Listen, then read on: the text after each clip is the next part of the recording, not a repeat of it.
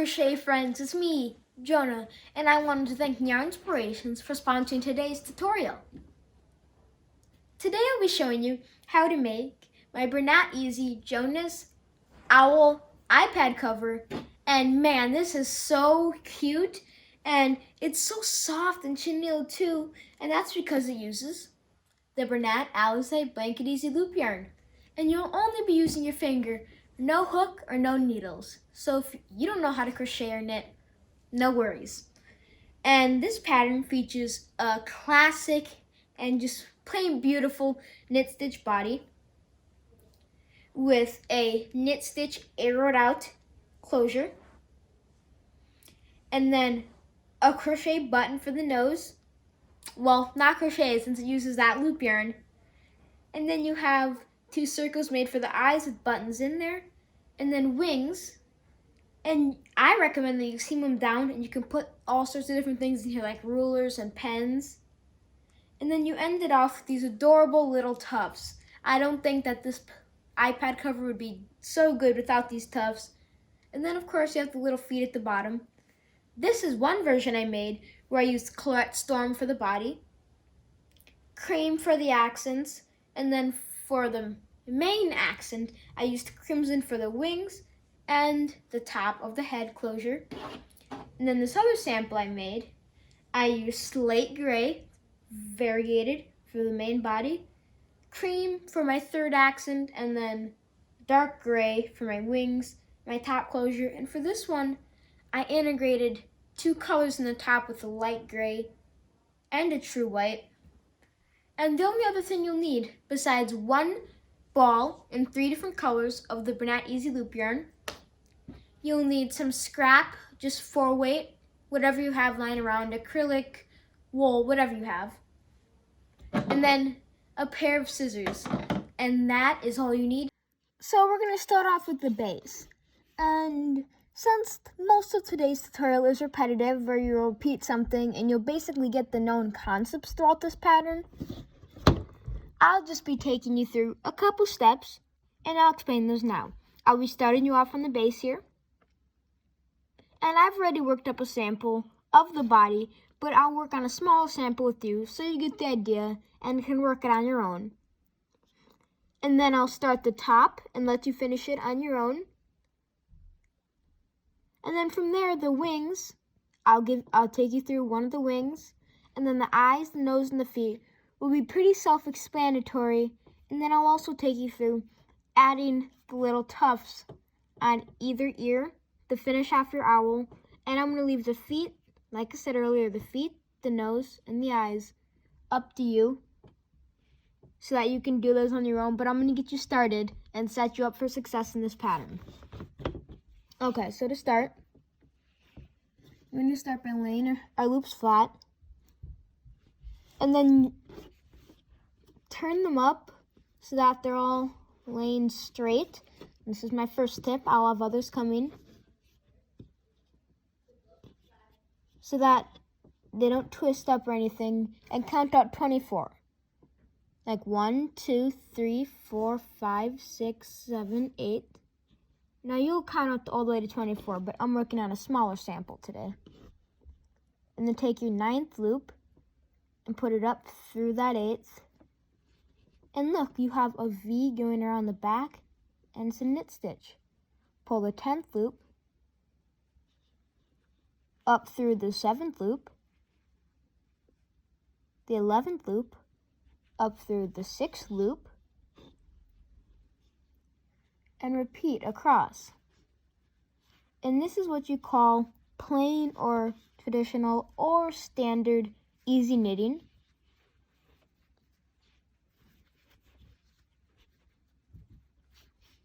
And then I'm going to turn it sideways and then just pull for my loops in groups or one at a time, whatever is comfortable for you. And look, you already have your V's forming, and that's the classic and beautiful stockinette pattern forming. We're going to take our working yarn and put it back across the row and knit each stitch by just looping across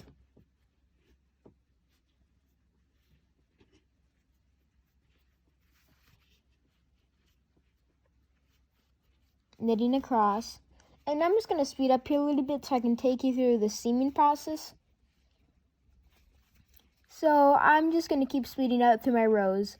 And to recap, so we're on the same page, you will have 24 stitches each row. And it's helpful if you're new with the Bernat EZ blanket loop yarn that you start with counting and making sure you have 24 loops each row. But if you're more experienced, just make sure you haven't missed any loops. And then you'll need to work until you have 13 rows in total. But like I said, I'm working on a smaller sample, so I'm just going to work through one more row, and then I'm going to bind off and seam it up with you, and we can move on to the top. And I'm trying to keep today's tutorial fairly short, so you don't have to go through all those boring things that you can already figure out by yourself. I'm just here to get you started and send you on your way. Okay, I've worked enough rows for my little sample. And I'm going to lay down my work and pull up my loops. And look at that. We have beautiful, easy knitting. This is called the knit stitch. And you'll have 13 rows. And you can count those by looking for the V's that go around the stitches. If I come up here, you can see it again. The V that goes around the stitches. And each row you can count as one. 1, 2, 3, 4, 5. And you'll have 13. Now let's bind off. So working in the same direction as last row. And my last row I worked from left to right. So I'll be binding off from left to right. I'm going to take my second loop and put it up through my first. Then you notice, like magic, the first one's gone. That's because if you turn it, it's looped over the top of the second one. And then take your next loop and push it through the second. Push it up and through. And keep locking the loops off as you go across. And since I showed you 2 examples, you need to repeat it 22 more times. That up to 24. Then if I turn it over, you can see we have that really clean arrowed edge. And then if you flip it over to the bottom, you can see we have a very clean edge there too. So you're going to take your scissors. I recommend very, very sharp scissors so you can get right into the base of those loops and snip them. Turn your loops upside down and go right for that thread that there's thread at the center, as you can see here.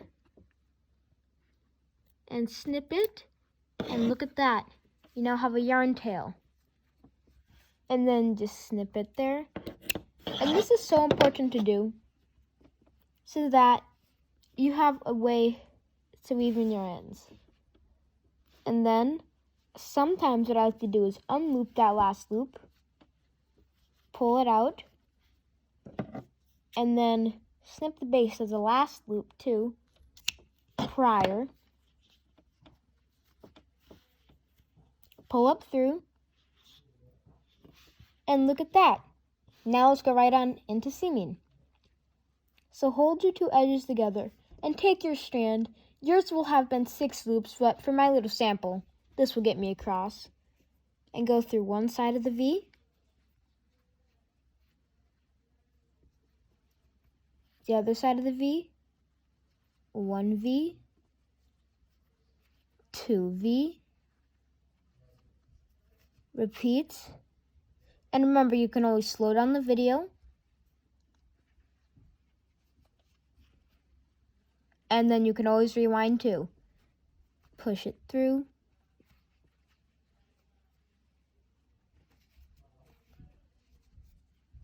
And pop it through. And then you're just going to secure it by going around a couple times. And lay it flat. And look, you've seamed up your loop yarn. Now, of course, yours will be wider. To be exact, it will be, according to our pattern, right here. It'll be 9 inches wide by 12 inches long, or 23 centimeters wide by 30.5 centimeters long. This is just a little sample. But let's set that aside, and we're going to hop right in to the top, the head portion of our owl, which is down, and go to the second page. It's our flap closure. And we're going to start with color B. So that's your second contrasting color. And this part is very self-explanatory too. But I'm still going to get you started. So we're going to count out our loops. Count out 12. 1, 2, 3, 4, 5, 6, 7, 8, 9, 10, 11, 12. And take the 12th one and put it up to the first. And like you know from our previous section, the body of our owl tablet case, you're going to start by pulling up a loop and just continuing that across.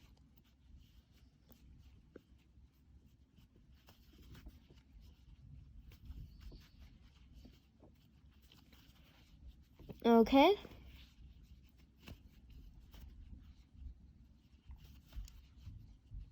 And then again. And then we're going to start by placing the first loop of our row on top of the second to create a double loop.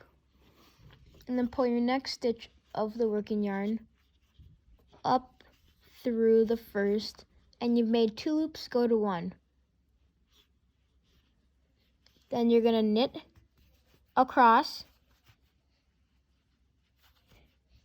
in the asterisk, because you'll be repeating this row until the last 2 stitches. And then you're going to hold those as a double loop and pull the next working loop up through both of those. And I'll work one more row. Hold the next 2 as a double loop, pull it up through to secure, and in asterisk again, knit back across until you have 2 stitches remaining.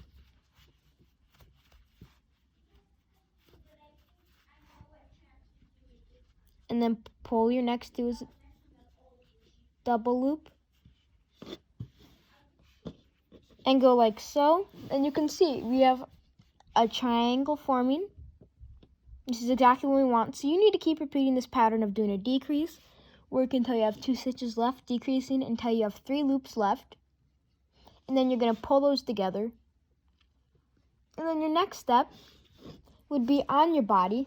This is of course bigger since I started with the sample. Lay it down on top, right here. And then just sew it across the back. I'll bring out my claret crimson base sample to show you. If I flip it over, you can see we have our seam. And then we're just going to sew the base of it to the back of the head right here. And then it'll fold down. And then, while I'm in the midst of it, now that I've shown you the top, I'm going to go right into the wings. And then I'm going to let you guys pause the video, and we'll get caught up, and I'll end it off with some talking points and explaining you through the last couple steps so that you can be well on your way to work this. So for tutorial purposes, I'm going to reuse this yarn.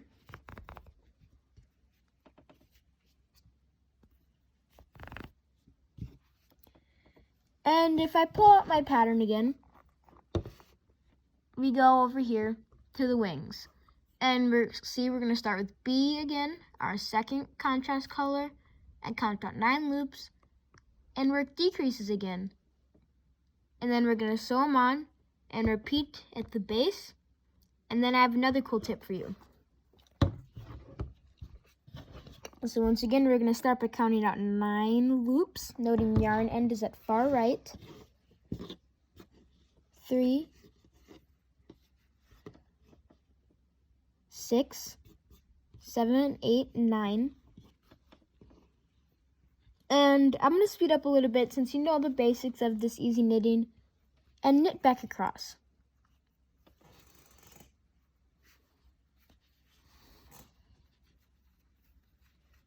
Just continue to knit back across.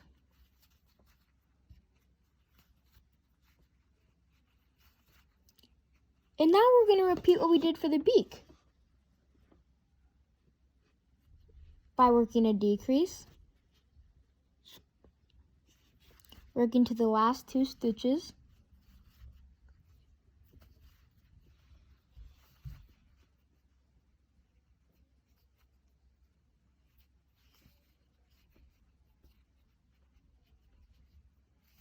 decrease on your next row, work to your last 2 stitches, and I bet you know the drill by now.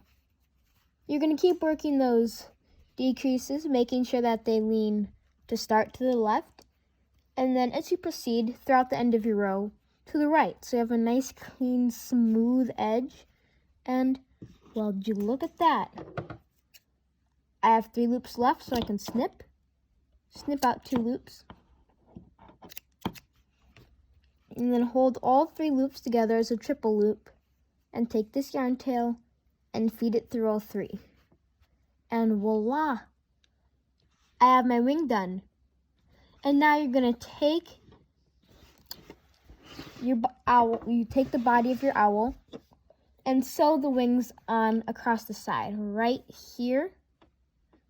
And oh wow, this looks really good with the cream too. Matches perfectly with the Claret Storm. And then another tip for you is that you can seam it.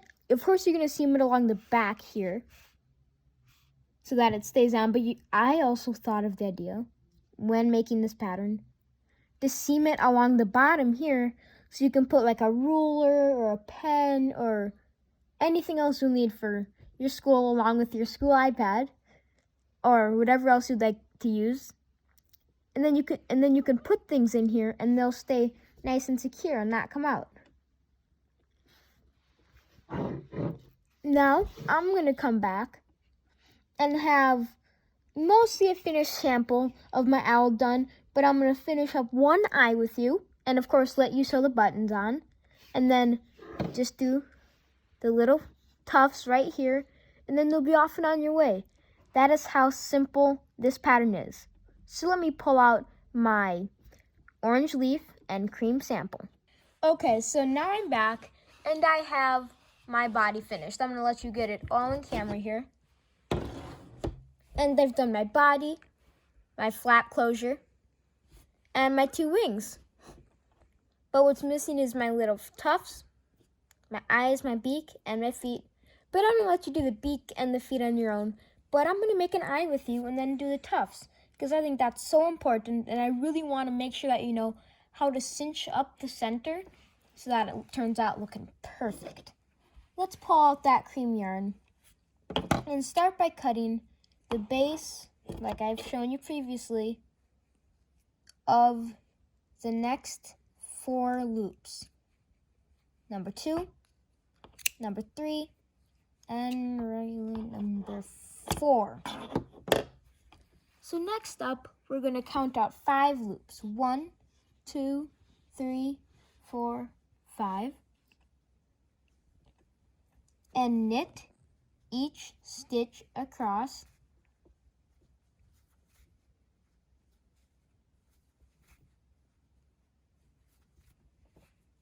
And pull up each loop. And then this is going to kind of pop out, but that's what I'll be showing you later. Is once you're done with that, you're going to cut these last loops, at least 3.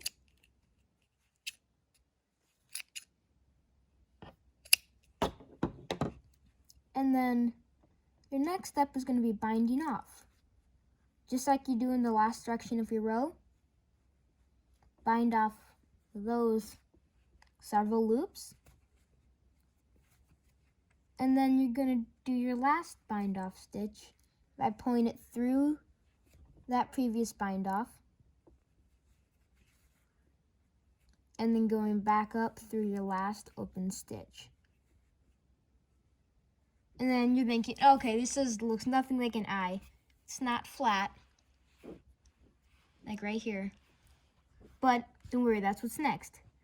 So we're going to take our yarn and push it up through just randomly wherever you feel the base of these loops, of this section here with your tail. Pull it up through and work around until you've counted 6 times. 5, 1 for each stitch, plus an extra just to connect. And now that I feel secure, push it to the back so you can use it to secure it in later. And then pull tight. Just pull nice and tight.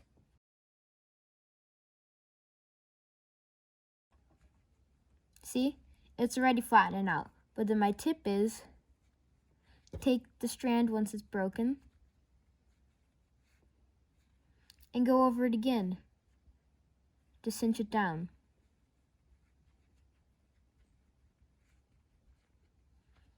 Pulling it right through the back.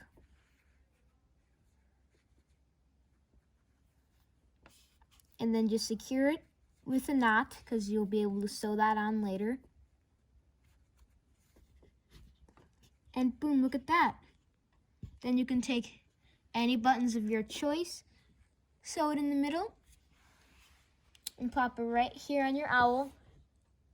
And he's already coming to form. It's really those eyes that make an owl an owl.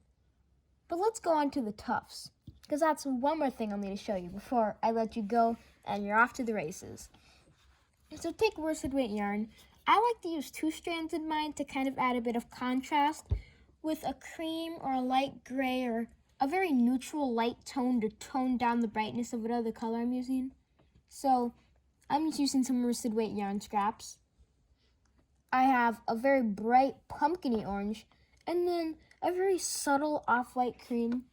And what I'm going to do is I'm going to cut 20 lengths of worsted weight yarn, 7 inches long. So basically, in this case, 10 of each. But I don't want to lay it down and measure exactly 7 inches. So what I like to do is make it extra nice and long. I like to take a surface, any kind.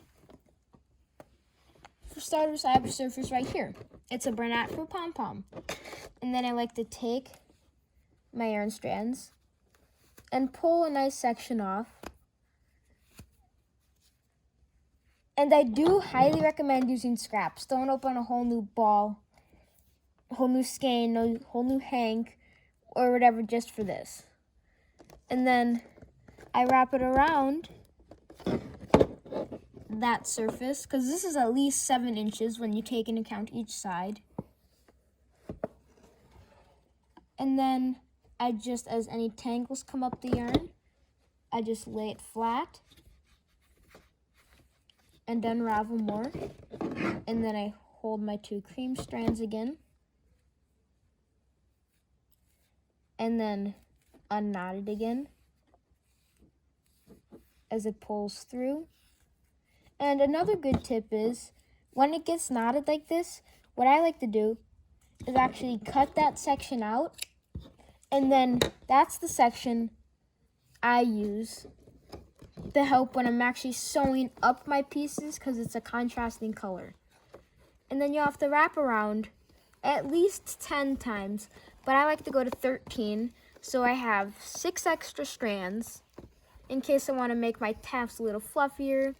And I completely recommend, if you have the ability, make your strands longer than 7 inches, because you can always trim it down if you'd like, but you can't make it longer. See, I'm just going a little extra. I'm just going to go for 3 more wraps, because you want those tufts to be full, not flimsy.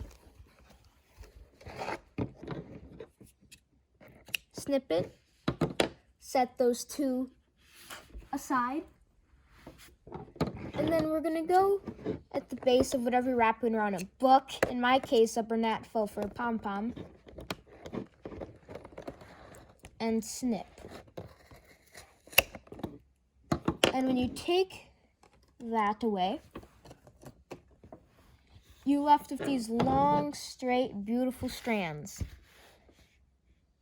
And then you're going to hold the strands and pull down your owl again. And then count out 10 strands. I like to make sure that I'm matching with 5 of each. So we're going to start off with, okay, we got 2 of each here, 3 of each here for 6. And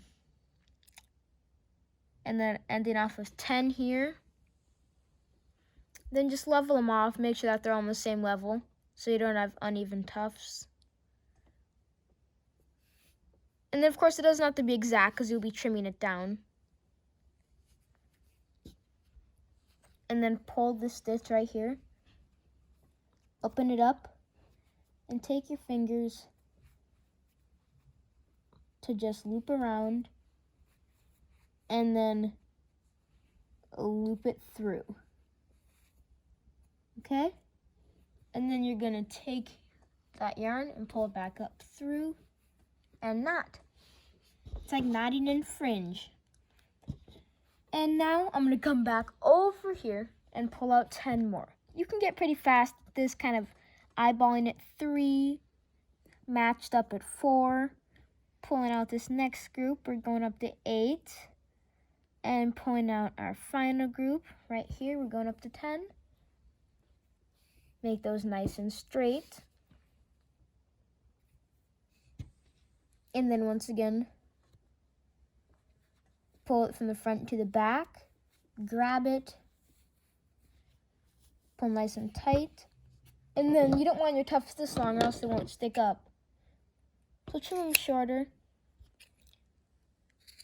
about equal, and set these scraps aside and you can use them for next time. And look at that. Those are the steps that you will need to take with your Bernat EZ loop yarn. To make this, all you have to do left is make your other eye, make your nose and the feet, but I'm not going to take you through that because it isn't necessary. But go through those other steps, and then voila. You have your very own Bernat EZ Jonah EZ Owl tablet case. And then the best part of this whole pattern is once you're done, you get to slide it in, pull down that adorable closure and loop it over the nose,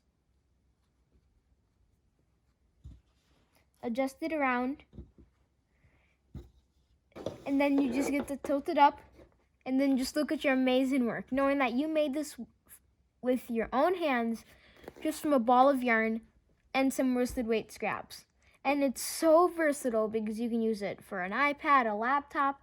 You can even make it bigger by adding more loops or more rows to fit a laptop or a bigger iPad, or you could even shrink it down to make it a phone. There's so many options, and remember, you can put all your sorts of pencils and rulers and other things that you'll be using right here.